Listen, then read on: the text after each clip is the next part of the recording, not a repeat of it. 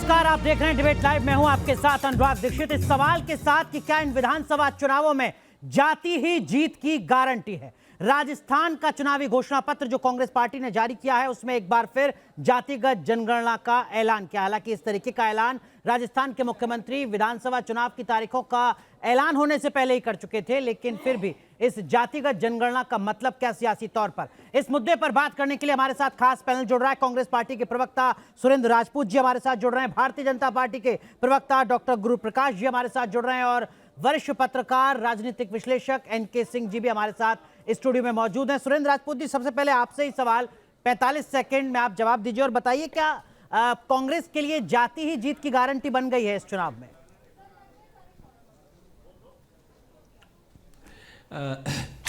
अनुराग भाई, जाति जीत की नहीं, जाति समाज की जीत की गारंटी है।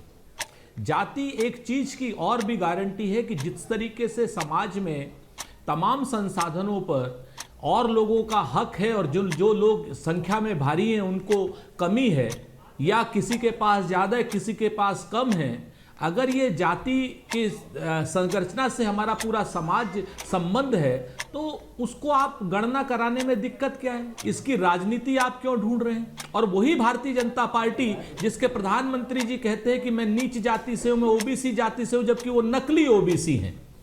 जो उन्होंने मोदी जी को कहा कि मोदी जी पिछड़े हैं और उन्होंने पिछड़ी जाति की घोषणा कर दी। नकली ओबीसी बनकर के वो प्रधानमंत्री तो बनना चाहते हैं, लेकिन प्रधानमंत्री जी पिछड़ी जातियों को उनका हिस्सा नहीं देना चाहते। पूरा हुआ डॉक्टर गुरुप्रकाश, ये जो कांग्रेस या विपक्ष इंडिया गठबंधन की तरफ से जातिगत जनगणना को लेकर एक के बाद एक बड़े ऐलान हो रहे हैं, बिहार से शुरू हुआ, उससे पहले कर्नाटक में भी, कैसे जवाब देगी बीजेपी इसका?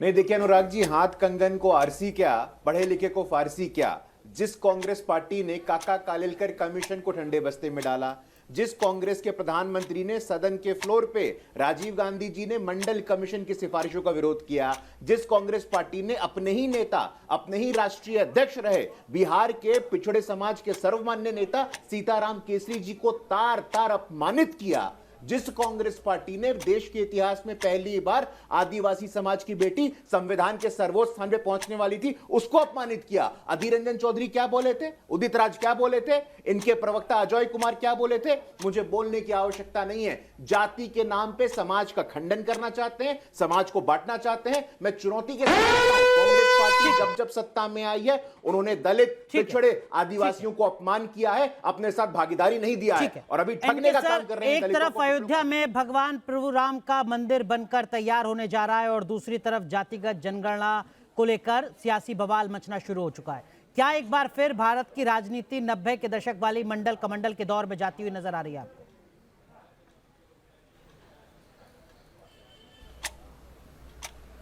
हाँ अनुराग, बिल्कुल सही कहा आपने। एक ही डिफरेंस है कि 30 सालों में पब्लिक परसेप्शन बदला है। ये बात सही, आपको याद होगा मंडल जब आया था तो किस तरह सामाजिक एक विभेद पैदा हुआ और कितना तनाव बढ़ा था। आज वो तनाव आप नहीं देख रहे हैं, लेकिन इसमें कोई दो राय नहीं है कि ये एक बड़ा मुद्दा बन गया है। रिजर्वेशन से बहुत लाभ नहीं होना है बैकवर्ड समाज को, लेकिन एक सेंस ऑफ एम्पावरमेंट है जिसकी झूठी चेतना डेवलप होती है। लिहाजा ये बात सही है कि इस वाले चुनाव के दौर में, 2024 के चुनाव के दौर में कांग्रेस को एक एडवांटेज मिला है, वो ये मुद्दा उठा के, और इस मुद्दे पे कांग्रेस लीड नहीं, लेकिन भाजपा के पास उसकी जगह अयोध्या है दिखाने के लिए, और इस तरह के मुद्दे हैं। तो मुझे नहीं लगता कि ये इशू बहुत बड़ा होगा, लेकिन कांग्रेस को लीड जरूर मिली है। ठीक है सर, डिबेट को ओपन कर रहे हैं। सुरेंद्र राजपूत जी, आपने कहा कि जाति जीत की गारंटी नहीं है लेकिन समाज की गारंटी जरूर है। सर, सवाल यही कि आप तो 75 साल में 45 साल लगभग सत्ता में रहे, अगर समाज की गारंटी थी तो अब तक चुप्पी क्यों? आखिरी जातिगत जनगणना तो 1931 में हुई थी और 2011 के आंकड़े आपने जारी नहीं किए। हमसे देरी हुई, इस गलती के लिए क्षमा मांगते हैं। और ये बात बहुत स्पष्ट है, हम इसमें कहीं कोई भी दुराव छुपाव नहीं करते हैं। जाति जनगणना पहले भी होनी चाहिए थी और 2011 में हम लोगों ने जाति जनगणना की है अनुराग भाई। उसके आंकड़े हम इस वजह से नहीं जारी कर पाए कि वो टेबुलेशन में देर हो गई और हमने सारे आंकड़े जिस तरीके से नरसिम्हा राव साहब ने परमाणु विखंडन की सारी चीजें तैयार करके अटल जी को दे दी थी, उसी तरीके से हमने सारे आंकड़े करके वर्तमान की सरकार को 2014 में सौंप दिए थे। इन लोगों ने कहा था कि हम जाति जनगणना कराएंगे, लेकिन इन्होंने अपने झूठे अपने जुमले की वजह से उस दिन से लेकर के आज तक वो आंकड़े जारी नहीं किए। तो मैं तो बहुत स्पष्ट कहता हूं कि भारतीय जनता पार्टी जो जाति जनगणना के फेवर में थी, जिसके बड़े बड़े नेता चाहे गोपीनाथ मुंडे हो, चाहे राजनाथ सिंह जी हो, चाहे सारे लोग, सब जाति जनगणना की बात करते थे। आज की डेट में मुकर क्यों गए? हमने तो कहा हमने देरी की, हम नहीं मानते थे पहले, हम तो कहते हैं इस बात को, ठीक है गलती करी हम, लेकिन भारतीय जनता पार्टी को क्या हुआ? इतने झूठे, डॉक्टर गुरु प्रकाश जवाब दीजिए। प्रधानमंत्री जी अपनी जाति नकली ओबीसी को लेकर के। डॉक्टर गुरु प्रकाश जवाब दीजिए। राम मनोहर लोहिया के नारे को अगर अब राहुल गांधी आगे बढ़ा रहे हैं तो इसमें दिक्कत क्या है? आपको तो स्वागत करना चाहिए।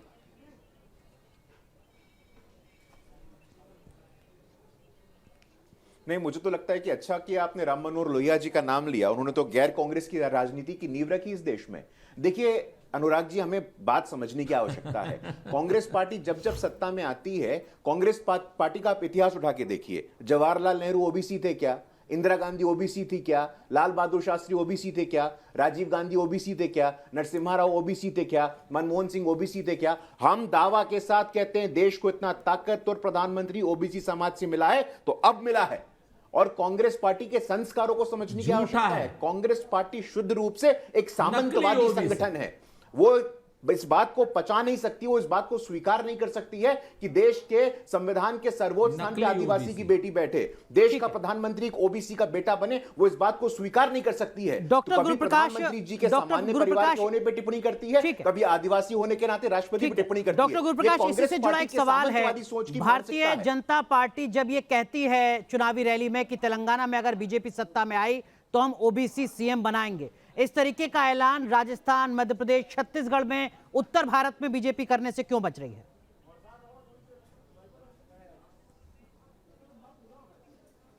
नहीं, मध्य प्रदेश का तो इतिहास देखिए अनुराग जी आप। मध्य प्रदेश में कांग्रेस पार्टी ने कितने ओबीसी मुख्यमंत्री बनाए? हमें जब मौका मिला, बाबूलाल गौर जी हों, ओबीसी समाज से आते हैं, उमा भारती जी हों, ओबीसी समाज से आते हैं, पिछले 18 साल से सेवा कर रहे मध्य प्रदेश के शिवराज सिंह चौहान जी ओबीसी समाज से आते हैं। मतलब अगर अब भी बीजेपी आती है तो ओबीसी सीएम होगा मध्य प्रदेश में। के दांत दिखाने के और खाने के और, इनको ओबीसी का सिर्फ वोट चाहिए। ठीक है, सुरेंद्र राजपूत आप कुछ कहना चाह रहे हैं, कहिए अपनी बात, फिर मैं नहीं, देखिए वो तो बाद में तय होगा अनुराग जी, अभी इस पर टिप्पणी करने का कोई पॉइंट नहीं है।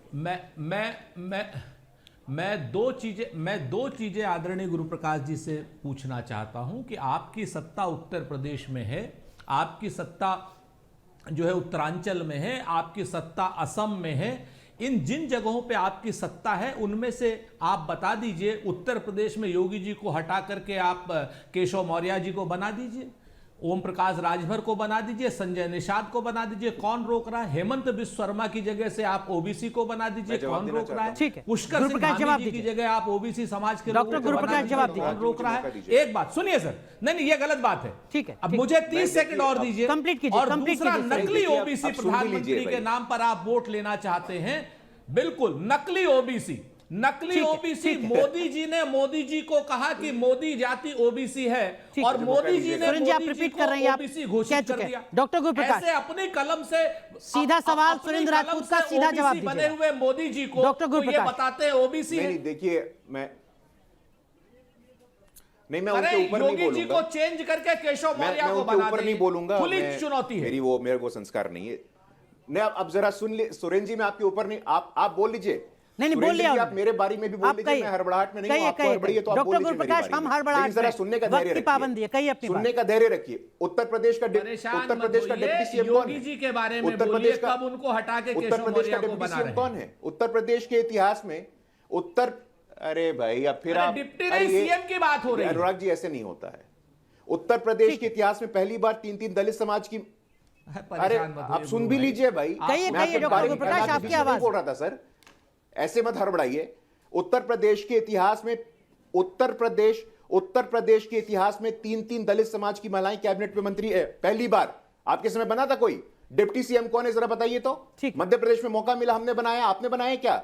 आज तक 1952 से लेकर के 2023 तक कांग्रेस पार्टी ने 250 सीएम बनाए हैं। दोनों को रोक रहा हूं। एनके सर, एनके सर, आप थोड़ा और बेहतर तरीके से समझाइएगा सर। तमिलनाडु, गुजरात, कर्नाटक, आंध्र प्रदेश, कुछ और राज्य हैं जहां की पर कैपिटा इनकम 2 लाख से ज्यादा या लगभग 2 लाख के आसपास। मध्य प्रदेश, राजस्थान, झारखंड, इसमें और भी कई राज्य होंगे जिनकी पर कैपिटा इनकम 50,000 से 1 लाख के आसपास, जहां पर सबसे ज्यादा जातिगत जनगणना को लेकर चर्चा हो रही है।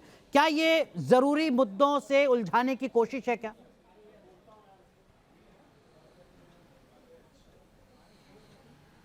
मैं आपको बड़ा अच्छा आंकड़े से समझा देता हूं आपके व्यूवर्स को। राजनीतिक डिबेट में तर्क नहीं होते हैं, तो वो सेलेक्टिव अप्रोप्रिएशन ऑफ फैक्ट्स होता है। कुछ गुरु लाएंगे तो कुछ सुरेंद्र जी लाएंगे और ये अपना करते रहेंगे। हकीकत देखिए आप, बिहार में एक मजदूर, और आप जानते हैं मजदूर किस वर्ग से आते हैं, वो बैकवर्ड होते हैं, दलित होते हैं। एक मजदूर का अभी 2 दिन पहले आया है रिपोर्ट पीएलएफएस का, 240 रुपए उसको मजदूरी मिलती है जी। लेकिन केरल में 850 रुपए मिलती है। कोशिश तो यह होनी चाहिए थे कि बिहार में भी इन मजदूरों को 840 रुपए मिले तो वो पलायन नहीं करेंगे, वो एड़ी रगड़ रगड़ के कोरोना में नहीं भागेंगे जी। यहां पे इशू, लेकिन बिहार ने उठाया इसको। तो इशू ये है कि असली मुद्दा तो है कि उन गरीबों को आप इक्विटेबल डिस्ट्रीब्यूशन करते हैं कि नहीं। लेकिन उसको छोड़ के बड़ी खूबसूरती से आप देखिए पूरे भारत में गवर्नमेंट एम्प्लॉइज जो हैं वो 4 करोड़ 60 लाख है और हर साल मुश्किल से 10-20 लाख एम्प्लॉइज पूरे देश भर में गवर्नमेंट के आते हैं। लेकिन उसके लिए आप वो करते हैं कोटा आरक्षण और क्या क्या बात करते हैं, लेकिन इन गरीबों की स्थिति बेहतर हो इसके लिए कोई चिंता नहीं होती। वो बीजेपी की भी हालत है, कांग्रेस की भी है। ठीक है। सुरेंद्र राजपूत, राहुल गांधी का बयान आया जिसमें उन्होंने कहा कि अगर वो केंद्र में आते हैं तो पूरे देश में जातिगत जनगणना कराएंगे, रिजर्वेशन की कैपिंग को हटा देंगे और जातिगत जनगणना दरअसल में एक्सरे है। क्या इसको ऐसे भी समझा जाए कि प्रधानमंत्री नरेंद्र मोदी या भारतीय जनता पार्टी का मुकाबला करने के लिए विपक्ष के पास सिर्फ एक मुद्दा है, जातिगत जनगणना? देखिए, हमें नकली ओबीसी प्रधानमंत्री जी का सामना करने की अब आवश्यकता नहीं है, क्योंकि वो अस्तांचल के सूर्य हैं, वो शाम के 6 बजे के सूर्य हैं, वो डूब चुके हैं।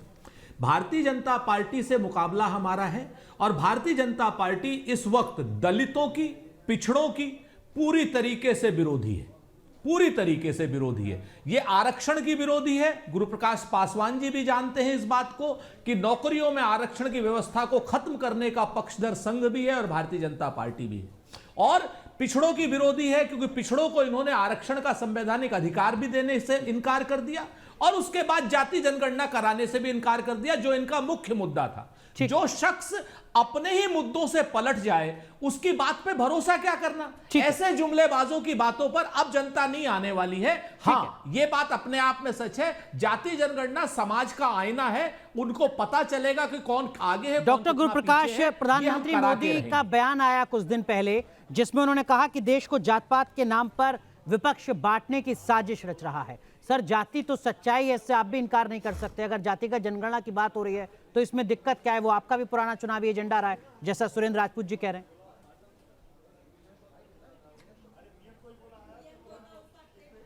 नहीं, देखिए, बिल्कुल मैं सहमत हूं उनके इस बात से। जाति सच्चाई है, इसीलिए बाबा साहेब अंबेडकर जिनका देहांत 1956 में होता है, उनको भारत रत्न मिलता है 40 साल बाद। उनके देहांत के बाद जब एक गैर कांग्रेस सरकार केंद्र में बनती है तो जातिगत तो सच्चाई है ही। जाति बिल्कुल सच्चाई है कि कुछ लोग आज भी सामंतशाही मानसिकता से ग्रसित हैं और एक आदिवासी की बेटी को नहीं देख सकते हैं। जाति सच्चाई है क्योंकि अपने ही पार्टी के बाबू जगजीवन राम को उप प्रधानमंत्री देखते हुए नहीं स्वीकार कर सकते हैं। इसीलिए राजस्थान में जहां इनकी सरकार है वहां हर 1 घंटे में 5 दलितों के खिलाफ अन्याय हो रहा है, अत्याचार हो रहा है। एक 9 साल का दलित समाज का बालक पानी पीने का साहस करता है, उसकी संस्थागत हत्या कर दी जाती है। जाति तो सच्चाई है। हम बोलना चाहते हैं, कांग्रेस पार्टी ने अपने इतिहास में कितने दलितों को अध्यक्ष बनाया, कितने दलितों को मुख्यमंत्री बनाया, कितने दलितों को प्रधानमंत्री बनाया। ये जो दलित प्रेम का आप आडंबर ओढ़ के रखे हैं ना, अपनी सामंतवादी मानसिकता को छुपाने का प्रयास मत करिए। आपकी सामंतशाही मानसिकता को देश सुरेंद्र राजपूत, आप जवाब दीजिएगा, लेकिन उससे पहले एनके सर, ये कुछ दिन की अगर पूरी क्रोनोलॉजी को आप देखें तो कभी सनातन पर सवाल उठ रहा है, कभी खेत ठाकुर का पर चर्चा हो रही है, महिला आरक्षण में ओबीसी का अलग से रिजर्वेशन होना चाहिए, जातिगत जनगणना को लेकर सियासी बहस लगातार जारी है।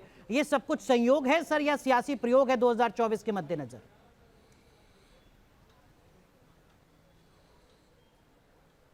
नहीं, ये बड़ा प्रयोग है, एक नया एक्सपेरिमेंट है कि क्या ये मुद्दा जो 2089 में बीपी सिंह ने निकाला था, वो मुद्दा क्या फिर से पॉलिटिकल स्पेक्ट्रम में आ सकता है और जनता को हम लुभा सकते हैं। तो ये बात सही है कि बहुत सारे और भी मुद्दे हैं, राहुल गांधी उठा भी रहे हैं, इधर से नरेंद्र मोदी भी उठा रहे हैं, लेकिन हकीकत यह है कि एक नया प्रयोग है। इस रिजल्ट से पता लगेगा कि इस प्रयोग ने वाकई जनमानस को कितना प्रभावित किया। ठीक है, सुरेंद्र राजपूत जी, डॉक्टर गुरुप्रकाश ने जो सवाल खड़ा किया उसका जवाब भी दीजिएगा। और ये सब कुछ क्या ओबीसी वोट को साधने के लिए नहीं हो रहा है, वो ओबीसी वोट जो 2014 और 2019 में खिसक गया आपसे? गुरु प्रकाश भाई बड़े अच्छे पढ़े लिखे प्रोफेसर इंसान हैं, लेकिन कभी कभी गलती कर जाते हैं। गुरु भाई, हमारे दलित अध्यक्षों में श्री जगजीवन राम जी का नाम आपने लिया था। वर्तमान में चुने हुए दलित अध्यक्ष हमारे आदरणीय मल्लिकार्जुन खड़गे साहब हैं जी, चुने हुए दलित अध्यक्ष हैं आज की डेट में। लेकिन आप हमें बताइए, आपकी पार्टी के उदय से लेकर के आज तक कितने दलित अध्यक्ष हुए? एक हुए थे बंगारू लक्ष्मण साहब, उनको आपने 1 लाख रुपए की घूस में फंसवा करके पकड़वा करके जेल भिजवा दिया था। और कौन सा आपका अध्यक्ष चुना हुआ? लेकिन ये बात। सुरेंद्र राजपूत, दूसरी बात, तो, आप आ जाइए जी, जी। दलित और आदिवासी राष्ट्रपति बनाने। अरे भाई, नहीं बोलिए, थोड़ा सा धैर्य रखिए। सुरेंद्र राजपूत, दलित और आदिवासी राष्ट्रपति बनाने की बात, तो दलित और आदिवासी राष्ट्रपति को ना तो आप अयोध्या के मंदिर में जब प्राण प्रतिष्ठा की या जिस समय शिलान्यास की बात होती है तो उनको रामनाथ कोविंद जी को हटा दिया जाता है।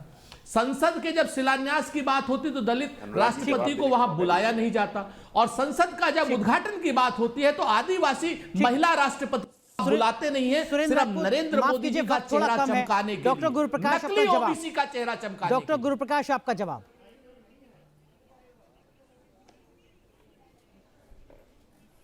नहीं, देखिए, इन्होंने अच्छा किया, बाबू जगजीवन राम का नाम लिया। बाबू जगजीवन राम ने कांग्रेस पार्टी को छोड़ भी दिया था, और बाबू जगजीवन राम के सुपुत्र के साथ आपने जो अपमान अत्याचार किया था वो भी स्मरण कराइएगा देश को। बंगारू लक्ष्मण जी का आपने अच्छा क्या स्मरण कराया। पहली बार देश में लोकसभा का अध्यक्ष दलित समाज का वो कब हुआ है? सुरेंद्र राजपूत जी, मैं आपसे पूछना चाहता हूं, मीरा कुमार नहीं थी, जीएमसी बालयोगी थे।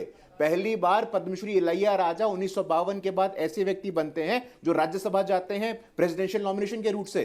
तो मुझे लगता है कि आप लोगों ने जब मौका मिलता है, सत्ता में आते हैं, तो ना तो प्रधानमंत्री बनाते हैं, ना चीफ मिनिस्टर बनाते हैं, ना संगठन में कोई पद देते हैं, ना ही मंत्री बनाते हैं। 2014 का साल था अनुराग जी, 2014 के साल में जब ये लोग चुनाव में जा रहे थे, मात्र एक ओबीसी मंत्री था इनके कैबिनेट में। आज 35% तक का केंद्रीय मंत्रिपरिषद ओबीसी समाज का है, और ये बात इनको पचती नहीं है। लेकिन 2023 में भी अगर जातिगत मुद्दों पर ही पूरी जो राजनीतिक विमर्श है वो हो रहा है, तो ये दुर्भाग्यपूर्ण है हमारे हिसाब से, क्योंकि बात तो बुनियादी मुद्दों की होनी चाहिए, विकास की होनी चाहिए, रोजगार की होनी चाहिए। बहुत बहुत शुक्रिया